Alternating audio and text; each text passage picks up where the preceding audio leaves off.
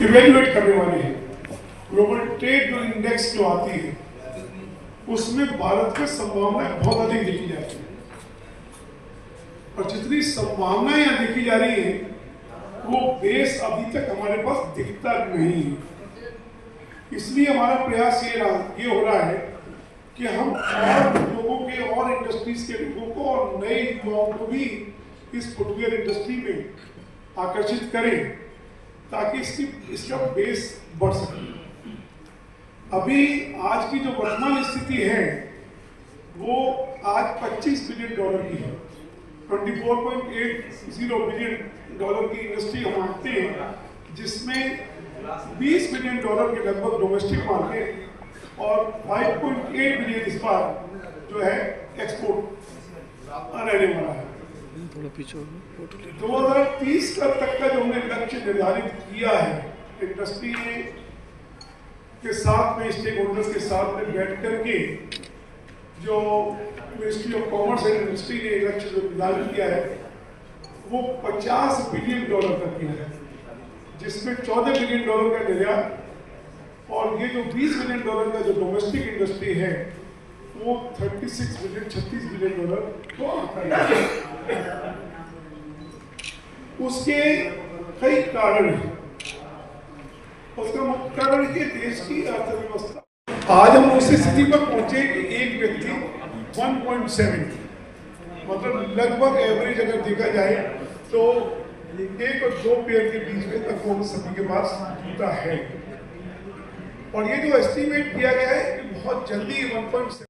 जो अभी हम $5.8 बिलियन पर है, लगभग स्टैग्नेंट है। पिछले 3-4 साल से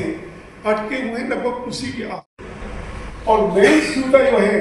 वो 75% लोग, अगर यहाँ पर भी हम गिनती करेंगे तो देखेंगे 75% से ज्यादा लोगों ने स्पोर्ट्स शूज पहना हुआ है, ये फ्लाइट शूज और ये नॉन लेदर के जूते। लेकिन नॉन टेरिफ बैरियर्स की सरकार लगाती है, उसमें BIS जैसा जिनको QCOs कहते हैं, क्वालिटी कंट्रोल ऑर्डर लगाया कि क्वालिटी कंट्रोल के माध्यम से जो क्वालिटी जो सब स्टैंडर्ड माल वहाँ से आया करता था, जो बहुत सस्ती दर के जूते हम यहाँ इम्पोर्ट किया करते थे, उन सस्ती दर के जूतों पर इम्पोर्ट उन पर रोक लग जाए और उनको भी यहाँ पर अगर कोई चीज़ उनको इंडिया में कोई जूता भेजना है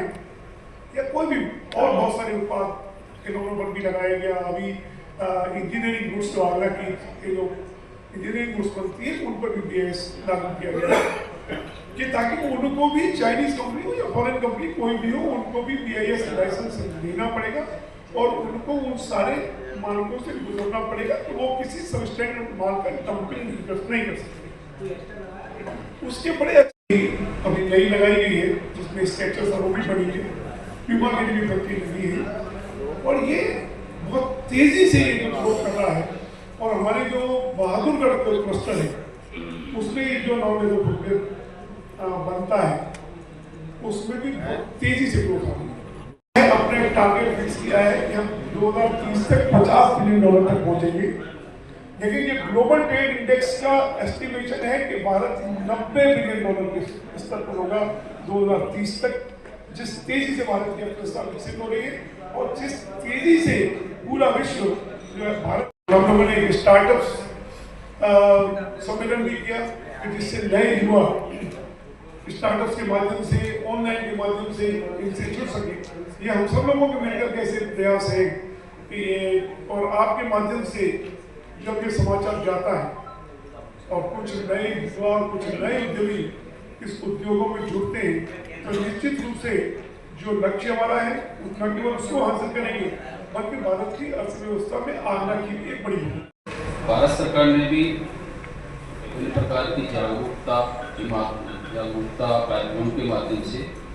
अद्यतन टेक्नोलॉजी, अद्यतन पॉलिसीज और लेटेस्ट इनोवेशंस की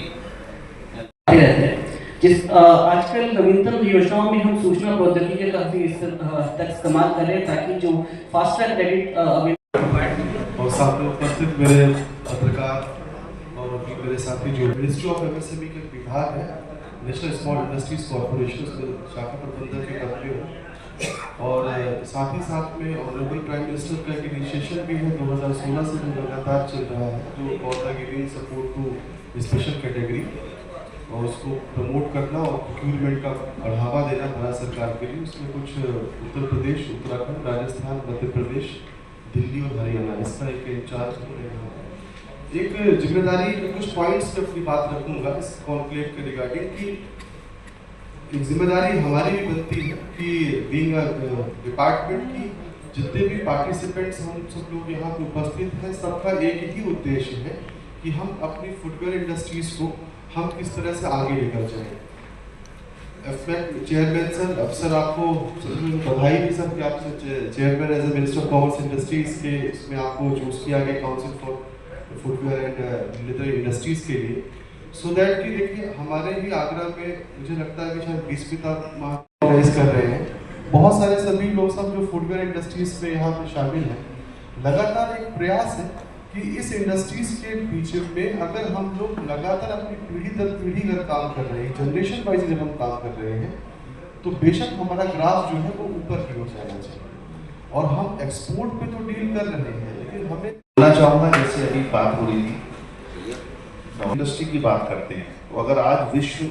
का हर बड़ा देश जो है वो भारत की तरफ देख रहा है कि अगर कहीं प्रगति नजर आ रही है तो भारत में आ रही है, उसी प्रकार भारत जो है अगर जूते की बात करते हैं तो सबसे पहले आगरा की तरफ देखा जाता है कि आगरा की इंडस्ट्री कितना आगे बढ़ रही है।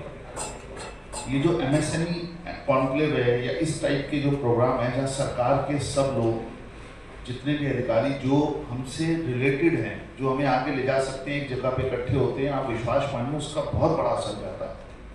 कुछ असर प्रत्यक्ष होते हैं, कुछ असर जो होते हैं वो दिखाई नहीं देते हैं, लेकिन 3 साल पहले योगी जी ने चेक दिया था। और ये एक स्टार्टअप कहिए या हम इंडस्ट्रीज की बात करें या MSME की बात करें, तो पहले हमारे बच्चे का एजुकेशन जो है वो बहुत अच्छी होनी चाहिए। MSME का ये कॉन्क्लेव हो रहा है, बहुत बड़ी बात है, क्योंकि जैसा मुझे बताया गया 22,000 करोड़ रुपए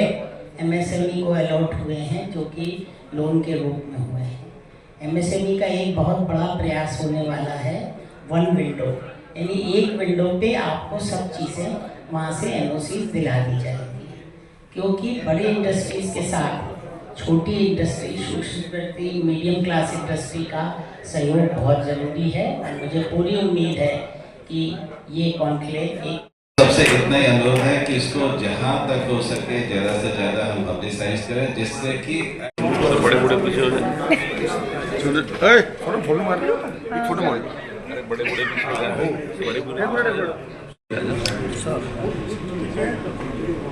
बड़े मोबाइल आया, ये दिखाओ ना, ज़्यादा बड़ा ग्रुप हो गया, पीछे आता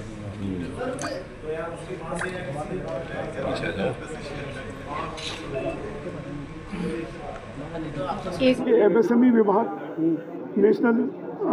स्मॉल स्केल इंडस्ट्रीज एसोसिएशन और सिडबी और स्टेट बैंक जैसी संस्थाएं फाइनेंशियल सॉल्यूशंस देने के लिए है। हीडा के अधिकारी और UPSIDA के अधिकारी भी हमारी भूमि संबंधी जिज्ञासाओं को पूरा करने के लिए भी इसमें भाग ले रहे हैं। मेरी जनता से ये अपील है कि अधिक से अधिक संख्या में भाग लेकर के ये जितनी भी सरकार की स्कीम्स हैं,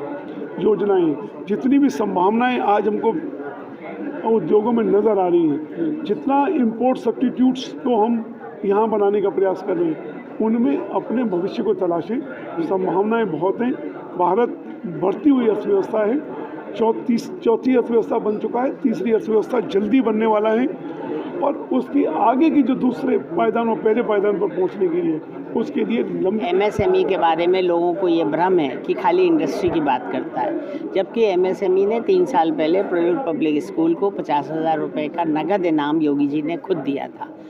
तो क्योंकि उनका सोच ये है कि जब तक बच्चे शिक्षित नहीं होंगे तो वो कैसे इंडस्ट्रीज बनेंगे। इस वर्ष 22,000 करोड़ रुपया रखा है गवर्नमेंट ने एमएसएमई की तरफ से लोन देने के लिए। मुझे पूरी उम्मीद है, क्योंकि जब तक बड़ी इंडस्ट्री के साथ में small scale industry, medium industry नहीं लगेंगी तो उनको सपोर्ट नहीं मिलेगी। और अब एक एमएसएमई जो बहुत बड़ा काम करने जा रहा है कि एक विंडो से सारी क्लियरेंस मिलेंगी, तो ये बहुत बड़ी बात है। 13 जुलाई को आगरा में होने वाले कॉन्क्लेव को बहुत बहुत बधाई, और मैं मीडिया बंधु से कहूँगा कि इसको बहुत ही अच्छी तरह से लें, क्योंकि अगर हमको तीसरी शक्ति संसार की बनना है तो सबसे पहले हमको अपनी इंडस्ट्रियल ग्रोथ जो है उसको बढ़ाना। आगामी 13 तारीख को दोपहर 2:30 बजे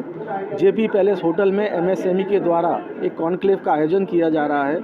जिसमें फुटवेयर को ज़्यादा फोकस रखते हुए डोमेस्टिक मार्केट को अपग्रेड करने के हिसाब से ये कार्यक्रम रखा गया है।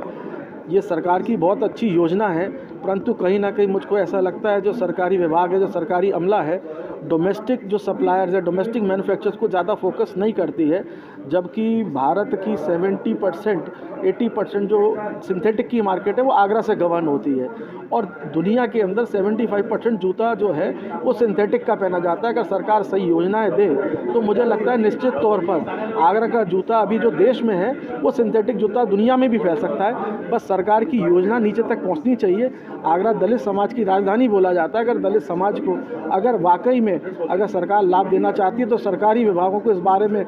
स्ट्रिक्ट एक्शन लें, कि ताकि लोगों को इस बारे में योजना पता चले, सब्सिडी मिले, और आगरा का जूता भी जो देश में नाम करता है सिंथेटिक, वो दुनिया में भी नाम कर सके। ऐसा इस कॉन्क्लेव के माध्यम से मुझे उम्मीद है कि लोगों तक ये। मैं एमएसएमई के बहुत बहुत शुभकामनाएं देता हूं कि बहुत सफल हो और इंडस्ट्री को बहुत फायदा हो इससे। आज की जो प्रेस कॉन्फ्रेंस थी वो 13 तारीख को जो कॉन्क्लेव होने जा रहा है एमएसएमई, उसके उपलक्ष्य में थी। जो एमएसएमई कॉन्क्लेव होने जा रहा है, इसका मुख्य उद्देश्य है कि जो छोटे व्यापारी हैं या जो स्टार्टअप शुरू होने जा रहे हैं, या जो व्यापारी अभी भी व्यवसाय कर रहे हैं लेकिन उनके पास बहुत स्केल बाकी है, वो आगे जा सकते हैं, वो किस तरीके से सरकारी सुविधाएं उठाएं, बैंकिंग सुविधाएं उठाएं, और सरकारी जितनी संस्थाएं हैं उनकी सुविधाएं उठाएं और अपने व्यापार को मजबूत करें। इसके ऊपर हम 13 तारीख को सब एक हॉल में इकट्ठे हो रहे हैं, और मुझे लगता है कि ये जो सुविधाएं हैं और जो हम करने जा रहे हैं एमएसएमई कॉन्क्लेव, इसमें सिफी का बहुत बड़ा हाथ रहेगा। सिफी के